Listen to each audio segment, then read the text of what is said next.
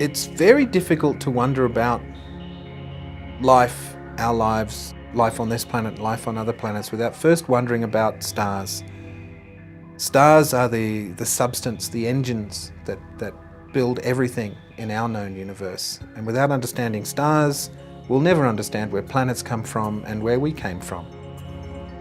We have one star which we've been able to study in exquisite detail, and that's the Sun.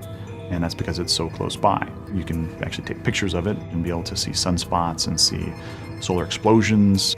And the Sun's the only star that we've been able to look at in this sort of detail.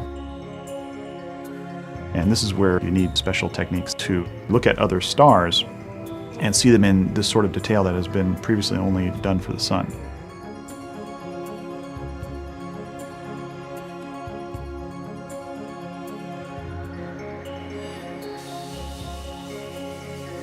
CHARA stands for Center for High Angular Resolution Astronomy, which basically is the theme of what we do.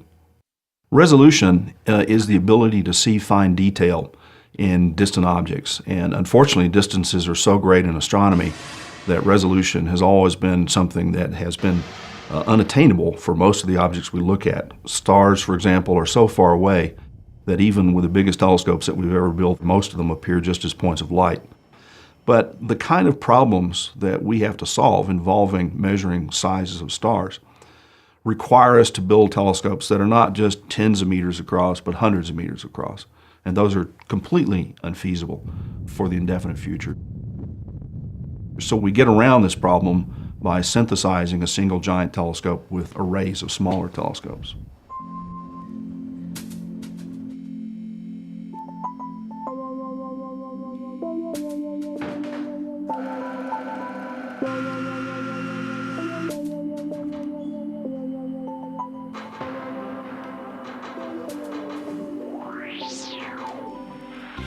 The CHARA array is a collection of 6 telescopes that are arranged on the ground in an area that more or less kind of covers the area that a single large telescope mirror would have. And what we then have to do is to have relay optics, many mirrors along the way, to effectively move the beams as if the telescopes were all placed lying on this optical mirror that we're trying to synthesize. And that's been the real problem with interferometry, being able to precisely control the beams of light to attain that synthesis of a single mirror. This is part of the daily alignment check. Essentially, we send a laser beam backwards through the system and check that it hits all the points that it needs to hit. One of the targets is right here. Spot on. It's very important that from the star all the way to the point inside the instrument where we bring the light beams together, that the light travel time is exactly the same.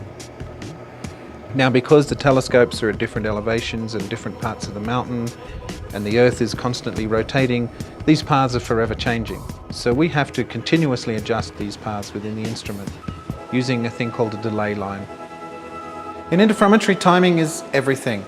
And that means that we have to get the light from all 6 telescopes around the mountain into this room at the same time. While we can't control the speed of light or the time it travels, what we can do is change the path length over which it travels. And that's what this long tunnel is for. These carts are optical trombones, such that we can add and subtract path length and make the light from each of the 6 telescopes arrive at the same time at the back end, so that we collect the data to make our pictures.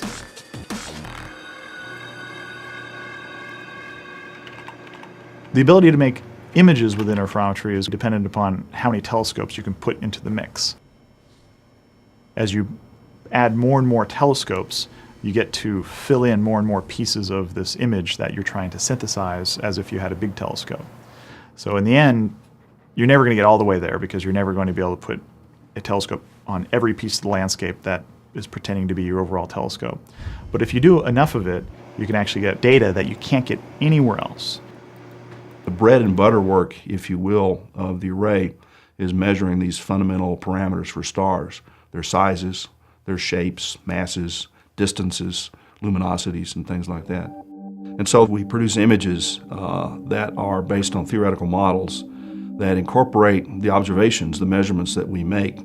For example, We have been looking at stars that are rapidly rotating, spinning on their axes in a matter of hours rather than, in the case of the Sun, about a month. And these stars are spinning so rapidly that the centripetal acceleration makes them float out at their equator and flatten in at the poles. All of these stars that we look at would just be points of light without interferometry. We're able to see detail that no one's ever been able to see before. Throughout history, people have been building new telescopes and discovering things that they weren't expecting to find. The kind of measurements that we can do will, for the first time, really test the models that we have of stars, how stars work, how they're born, how they live and how they die, how planetary systems might or might not form, and ultimately about whether life will form upon these systems. And since our understanding at the moment is that we came from the stars, well, that's where we have to go to find out about things.